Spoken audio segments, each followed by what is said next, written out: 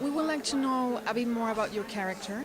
So I play a character called Louise Chevalier, who is a housekeeper and actually was the doctor's lover, and is really, within the film, she represents the gossipy village, what people really thought of Van Gogh at the time, which was they were frightened of mental illness, they didn't understand it, they didn't know how to medicate, so actually a lot of people would stay away from somebody as volatile as Van Gogh. And then also because he was a painter and by himself he was so solitary as nobody understood him either. And how was working with you? Wonderful. And Dorota, who is actually also the woman that we worked with a lot, who's a painter herself before she started directing. And a lot of the time on set, because it was green screen, we all came in really at the last minute. We'd all skid in. They'd basically raise another, few thousand, and everybody had phoned the day before, and you'd come in to do the next scene and then run away again. It was just trying to find a quick reality that somebody's going to believe this when they watch it 7 years later when they got enough money to finish the film. And are you a fan of Van Gogh? Yes. Yeah. I mean, I'd seen his work originally, I suppose, when I was 15, 16, and then I went to see the museum, obviously, in the Netherlands when I was 17, and maybe sat 2 days, when you're that age, smoking chicha outside and contemplating Van Gogh.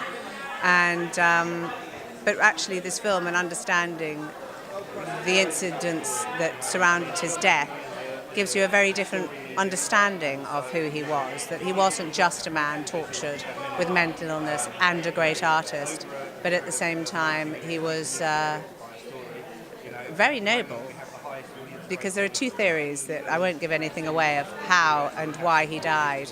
But if one of the theories is correct, which really is seen probably now as the truth, he did a very wonderful thing and protected people.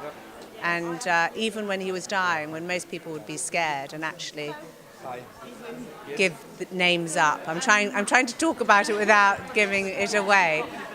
He doesn't, and that's an extraordinary human being. And shows incredible self-discipline and incredible empathy for other people.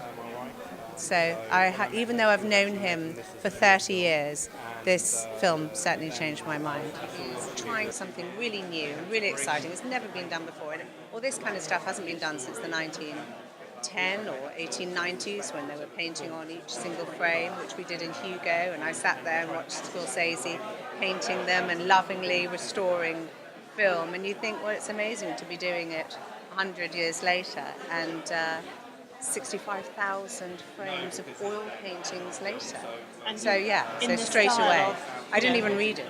Yeah, and also in the style of one of the world's most famous, most loved. That I'd sat at 17, like we all did in Holland, and sat, with the potato eaters going, God, it's really small, isn't it? It's slightly bigger than my postcard.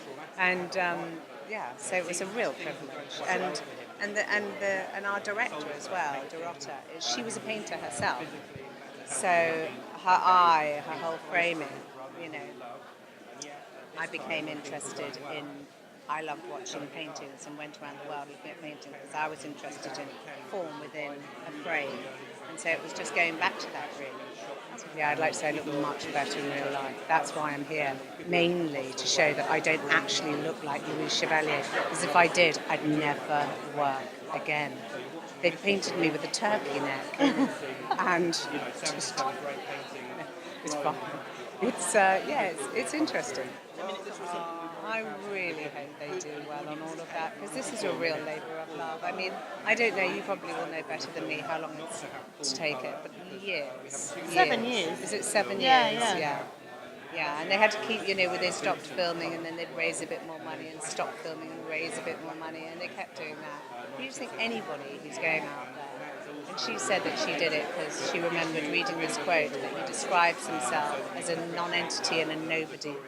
But that this non-entity and this nobody had a heart and had feelings, and he wanted somebody to feel that in the world. And the director said when she read that, she knew exactly how she felt.